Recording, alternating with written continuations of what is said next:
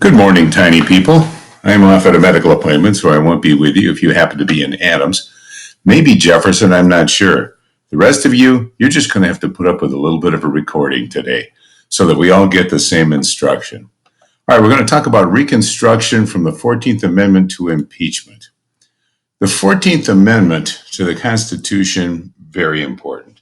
Now, the whole idea was the radical Republicans, those extreme members of Congress who wanted to rebuild the South, and now they were in charge. They could stop Andrew Johnson pretty much from doing anything. So presidential reconstruction was dying. It was now time for congressional reconstruction.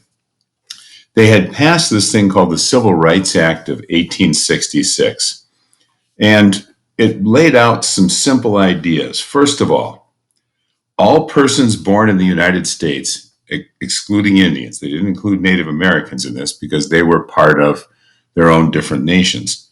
But all persons born in the United States were citizens and were entitled to the full benefit of all laws. They're trying to protect these freed former slaves from some of the abusive state laws being inflicted on them from the former Confederates who are now back in charge of their states. You have to remember, this reversed the Dred Scott decision, which had said no slave or former slave could ever be a citizen. Now, this law, the Civil Rights Act, says, oh no, they absolutely are. And it said again, citizens could make contracts and that the federal government could protect the rights of citizens against even state laws. This is a huge shift in power, very big moment for Reconstruction. Anybody who was born in the United States would be a citizen. Now, this is critical to realize that sometimes there are unintended consequences. The idea here with the 14th Amendment was to make sure that those freed former slaves, those African Americans who had been born in the United States, were declared to be citizens. But because of the wording of this, laws, it doesn't matter what they meant to say, it matters what they do say. And the 14th Amendment says anyone born in the United States is an American citizen automatically.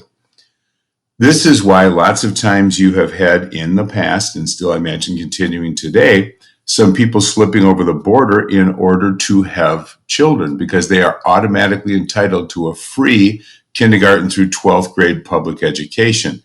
They are entitled to health care. They're entitled to all kinds of other benefits. One of the most interesting ones I ever heard of is that's the way Bruce Lee, the old action movie star, got into the United States, was he happened to have been born in the United States. His parents were Chinese, but he was born in the United States, so he had dual citizenship. And when he was an adult and wanted to move over here, it wasn't a problem because he was already an American citizen.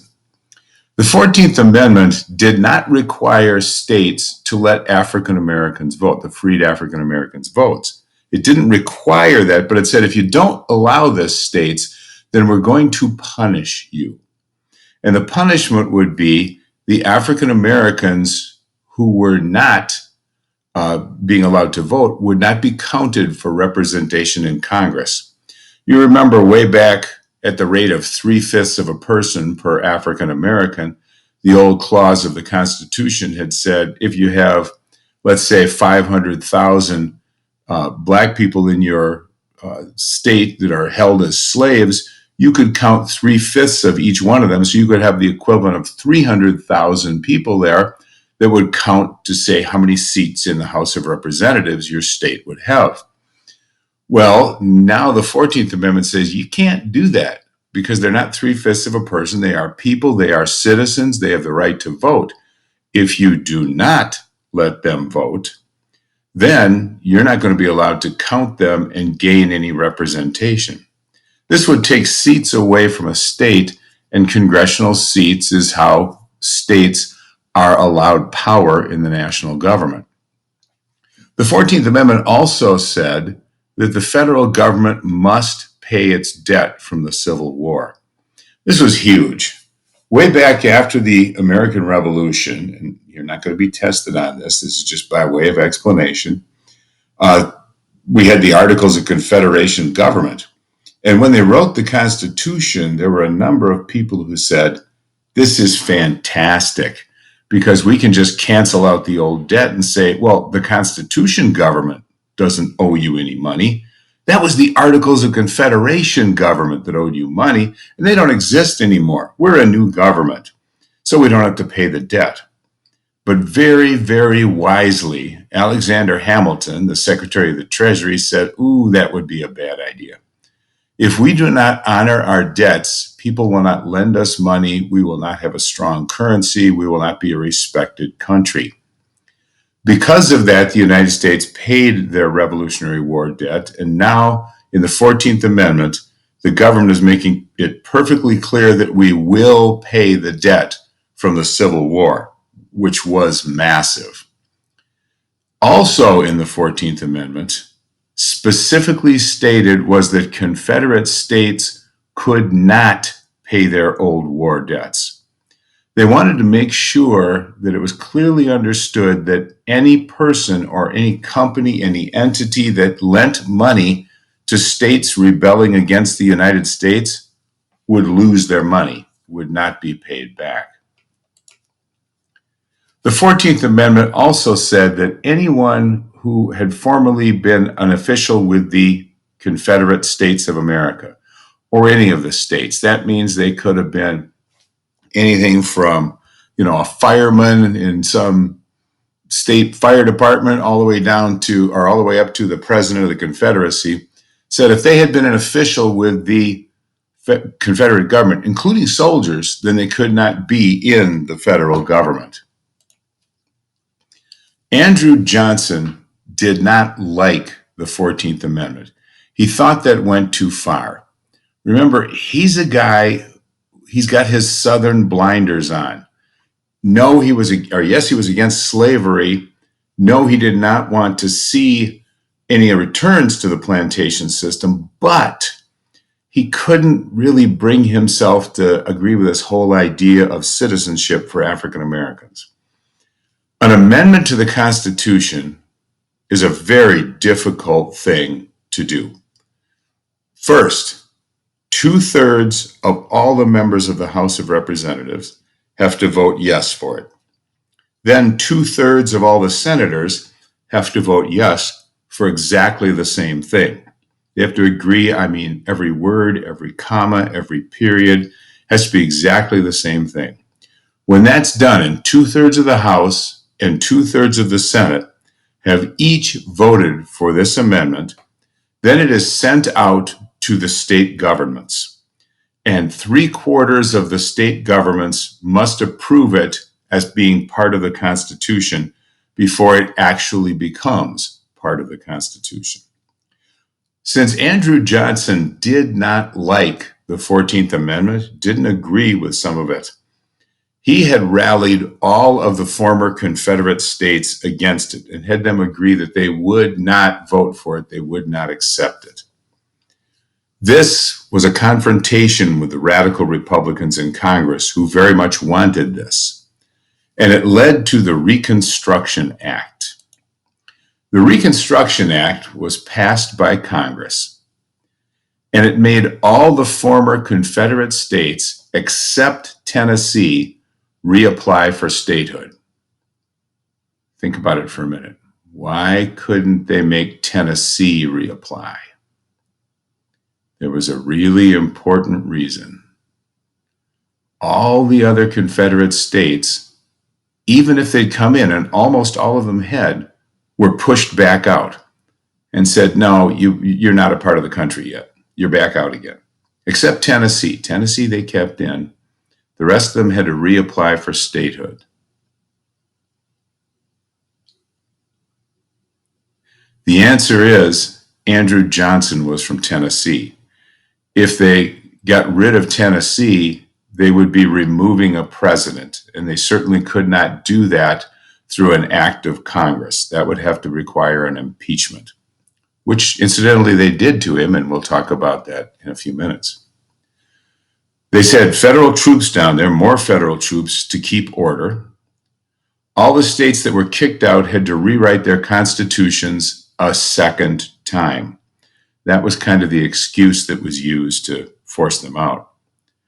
It said that all males could vote except convicted criminals and Confederate soldiers, former Confederate soldiers.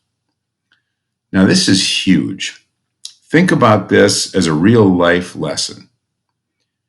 If there's an injustice that's been done to one group, doing it back to the people who had committed this injustice is simply another injustice turned around. It will not help bind up the wounds, as Abraham Lincoln had said. It will not cure any hard feelings. It will not make people equal. It simply reverses the roles. The Reconstruction Act did, however, say that Black Americans could vote. Again, we're only talking about men. We still haven't arrived at the time when women will be allowed to vote. But now African Americans could vote. Confederate soldiers could, former Confederate soldiers could not. And lo and behold, Blanche Bruce, the man on the right, and Hiram Revels, the man on the left, became the first two African American United States senators. And boy, how times have changed. This is only a few years since 1861 when Jefferson Davis retired his seat in the Senate and declared that his home state, Mississippi, was seceding from the Union and becoming one of the Confederate states. Now here we are a few years later, and in Jefferson Davis's old Senate seat, there is an African American. The world is very different in those few years. Well, an amendment requires 3/4 of the state governments to approve it. The radical Republicans did not have enough states to pass this. So what they had done was to simply remove some of the states. If we don't have 3/4 of the states that we have now, our best bet, they thought, was to simply remove the states that disagree with our stance. Now, this has led to some arguments along the way. Is the 14th Amendment legitimate? It's been the basis of many important decisions, Plessy versus Ferguson, Brown versus the Board of Education, that there's equal protection under the law, that separate but equal schools are not constitutionally correct. So this is a huge, huge amendment. Well, Andrew Johnson had now made an enemy out of the radical Republicans. And remember, the radical Republicans now control the country because they have enough votes, 2/3 it takes to override a veto. They have enough votes to override in the House and the Senate, which means no matter what Andrew Johnson tries to do, what law he tries to veto to stop the radical Republicans from enacting, that doesn't matter because they can override his veto and make that thing a law regardless. Here's how an impeachment works. First of all, I'm going to jump down there to number 2.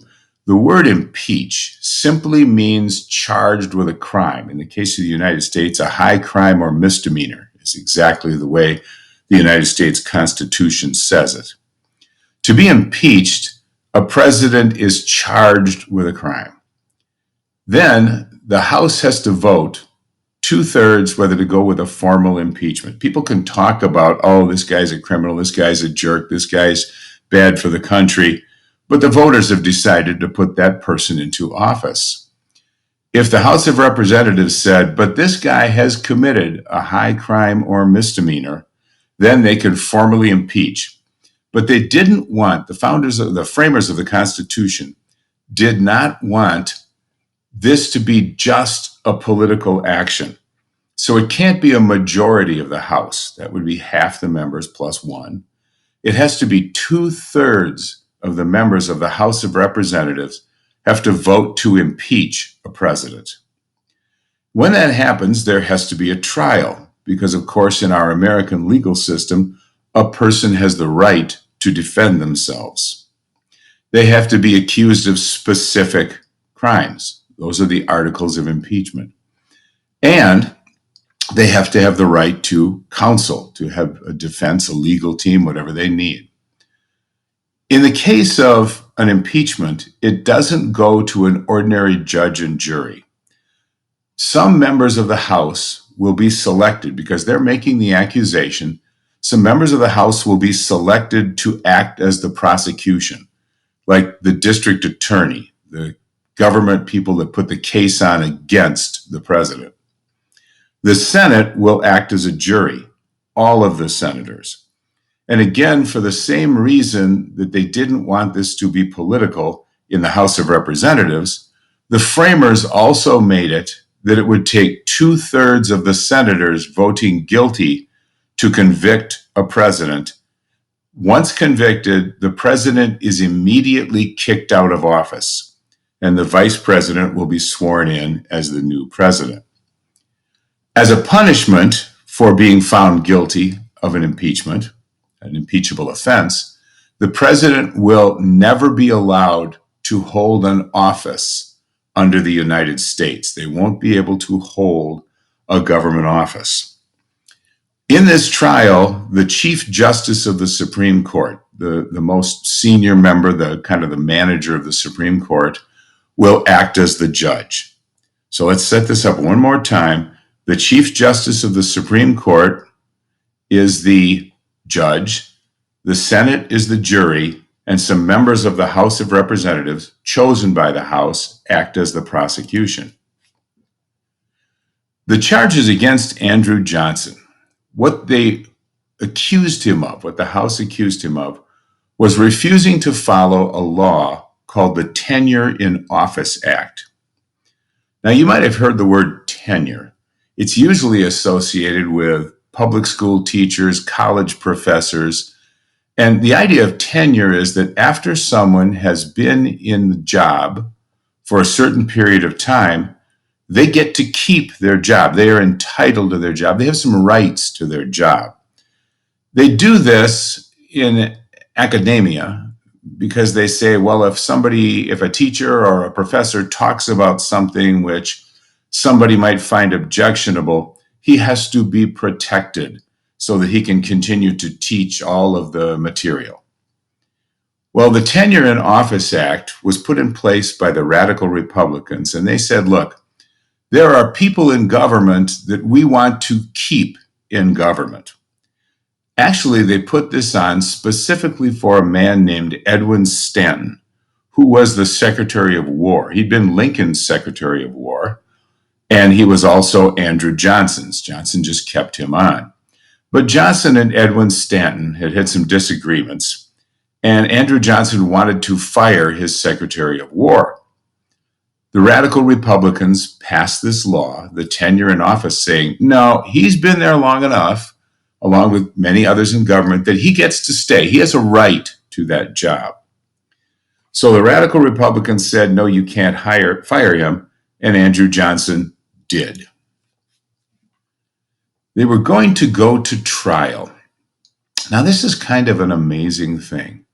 It's a good lesson from not just every impeachment we've had in this country, but also for every single trial we've ever had in this country. We have a legal system which says that the prosecution is allowed to present facts and present evidence that shows a person's guilt. We also have, as part of our fundamental legal system, that a person can have a defense. They can set up a defense and try to disclaim the ideas that the accusation is correct. One of the fundamental ideas of our legal system at every level, from the smallest traffic court or from the smallest case ever comes to court, all the way up to the impeachment of a president, is the idea that a person is innocent until proven guilty. We assume that people are innocent until they are proven guilty. Back then, they didn't have the internet, and they didn't have bloggers, and they didn't have the big news networks. They did have newspapers. And on the way into the trial, trying to figure out what would go on during this trial of the President of the United States, the first impeachment in American history. There was a reporter who asked all of the Republicans going in. Remember, almost every Republican in the House and the Senate was a radical Republican. So they asked every Republican senator, because they were the jury, those are the people who would get to vote, the senators, Republicans and Democrats. And they asked every single senator, how are you going to vote? And all of the Republicans said they were going to vote guilty. All of the Democrats said they were going to vote not guilty. This was before the trial, before the evidence had been presented. Yes, accusations had been made. Yes, defenses had been thrown up, but they had not gone through a formal trial where those things are really presented. There was one man, however, Senator Edmund G. Ross of Kansas, who is in American history a giant ethical hero, because they asked all the Republicans, and the Republicans all said guilty. They asked all the Democrats said not guilty. And finally, they asked Senator Edmund G. Ross of Kansas. Now remember, Kansas, the Free Soilers, he was a Republican. He stood fairly well with the radical Republicans. But when they asked him, he said, how would I know? I haven't heard the evidence yet. One ethical giant in the Senate. Well, Andrew Johnson, they had his trial, and he was found not guilty by one vote. The majority didn't vote not guilty. Remember, he had to be found guilty by 2/3 of the senators. Well, they found him guilty by 2/3 minus one.